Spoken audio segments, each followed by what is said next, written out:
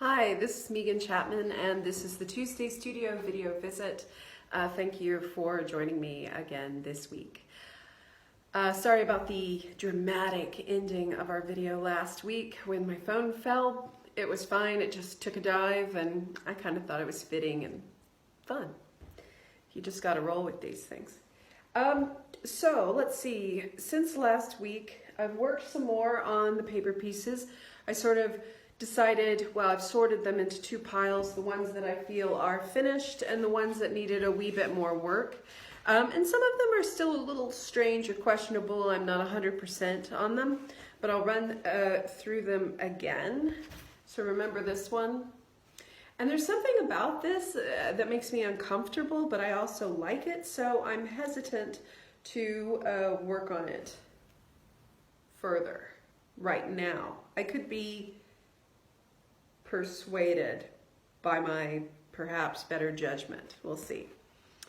Here was one that got some more stuff. These shapes got darkened in with some charcoal. So there's that one. So that one changed. This one has stayed the same. This one, even though it makes me feel a little uncomfortable, I've kept it the same. This jazzy number has stayed the same.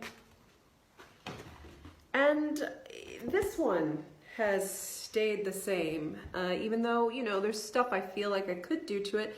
There's also some parts about it that I just like as is, even this kind of splodgy white bit. Something subtle, simple. So that's 1, 2, 3, 4, 5, 6 that I feel are pretty much done out of the paper series. And then I worked on some more. Not 100% sure how this one is oriented quite right at this moment.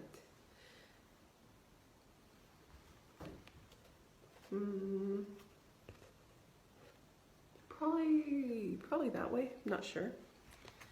Addition of some pink in that one, some rose. I think this one goes this way. Something's happening underneath. Could also go this way. We'll see. We'll see. Still got to spend some more time with them and figure them out. This one got changed up a wee bit. Some of the lines got changed. Some white was added. These little shapes in here were sort of taken down a notch. And this one here. So there's a few things that I need to do, kind of just, my studio feels really cluttered right now, and I'm feeling very like it's hard to see things right clearly right now for some reason. Probably because it's kind of spring outside and it's sunny outside, and I'm finding it hard to concentrate perhaps. So yeah, so that's, and then there was another one, and I worked on it until I killed it, which is okay, that happens, just paper after all. 1, 2, 3, 4, 5, 6, 7, 8, 9, 10. Well, that's nice, 10, that feels good. So those are the pieces, and let me tell you my idea about the pieces, and I'd like to get your feedback and see what you think about this. I told you a few weeks back that I had seen a film, Ne Passaran, and that I think I told you that a few charities spoke at that film screening. It was a charity event where, you know, we paid our money, and then those charities that came to speak each shared the money to help their organizations. So there was one that really touched me, and it's called Bikes for Refugees Scotland. And what they do is they get donated bikes, and then they service them and fix them up, make sure they're safe and roadworthy, and then they give them to refugees, or what I really like, they call on their website New Scots. So these refugees come from all over, and these bicycles represent a lot of freedom and the ability to go out, explore their new home, explore their community. Also very practical, you know, because public transportation is cost prohibitive for a lot of people. And so they have this freedom to get to where they need to go and do their shopping, take language lessons, you know, go to various government offices, you name it, just explore, have fun, be free. And it's sort of a lighthearted activity to take a bike and to go out perhaps with your family on a bike ride, or as a woman who in whatever country she left behind perhaps didn't have the right to drive.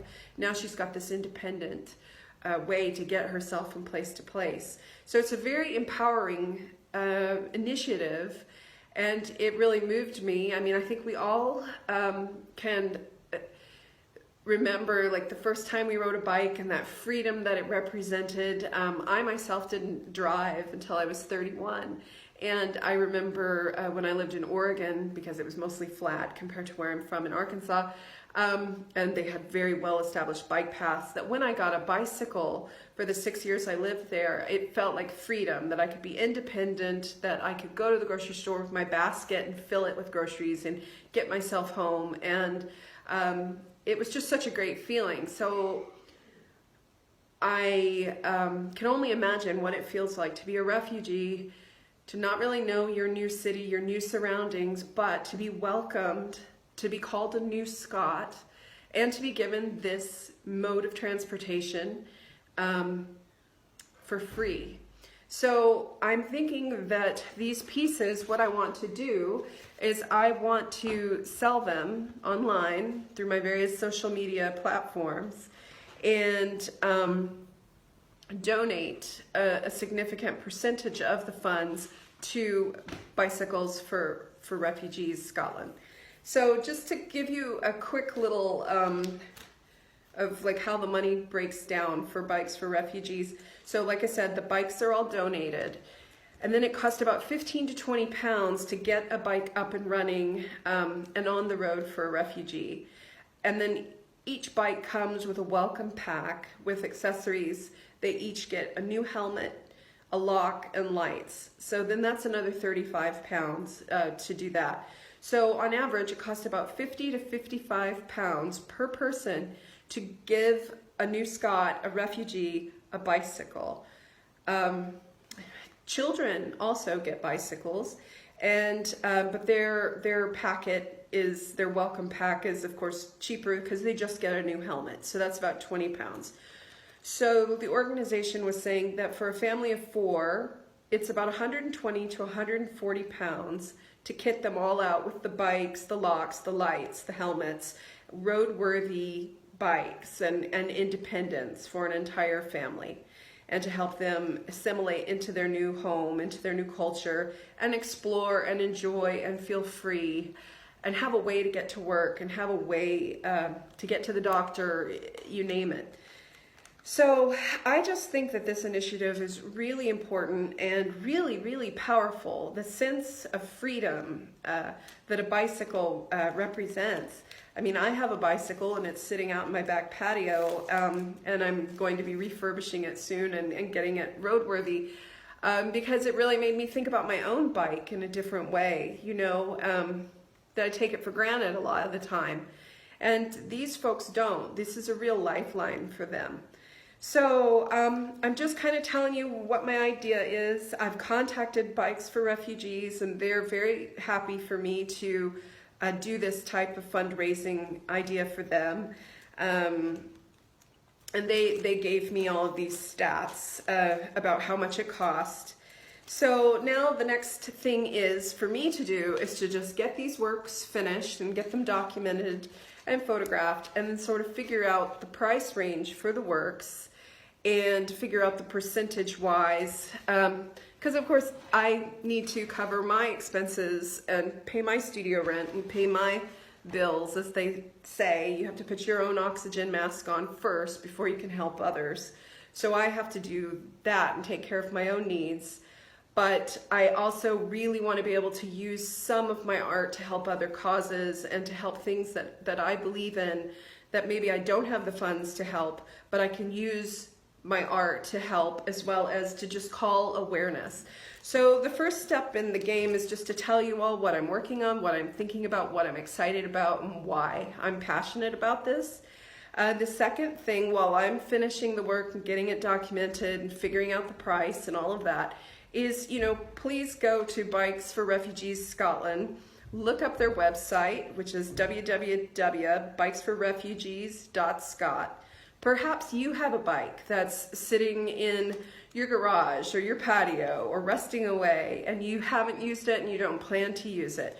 Consider making a donation, because like I said, all the bikes are donated, and for 15 to 20 pounds that they have to invest into the bike, your free bike can change a life and give someone independence and freedom and make them feel welcome here, which I think is a beautiful thing. So that's something to consider. So, find that they're on Facebook, Twitter, I believe they're on Instagram.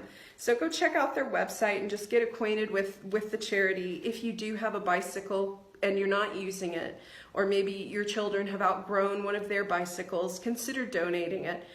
They have a hub in Edinburgh and Glasgow. They may be in other places in Scotland. You can learn that on the website. And then just be watching, and I will keep you posted when these are going to get posted, because I'd really like to sort of think, like one of these paintings could get one person a bicycle, that the part that I would donate would get someone a bicycle. That's kind of my goal. So we'll see. But that's what I'm working on in the studio. So do give them a like on Facebook, Twitter, Instagram. Go to their website, www.bikesforrefugees.scot. And be thinking about, how great these would look framed, and how great it would feel to know that not only did you help an independent artist, but you also got a bike to a new Scot, a new refugee, to give them that freedom, that security, that hope, that promise of a new future. So that's what I've got for you this week. I hope you're well, happy, and inspired. Stay tuned for more details.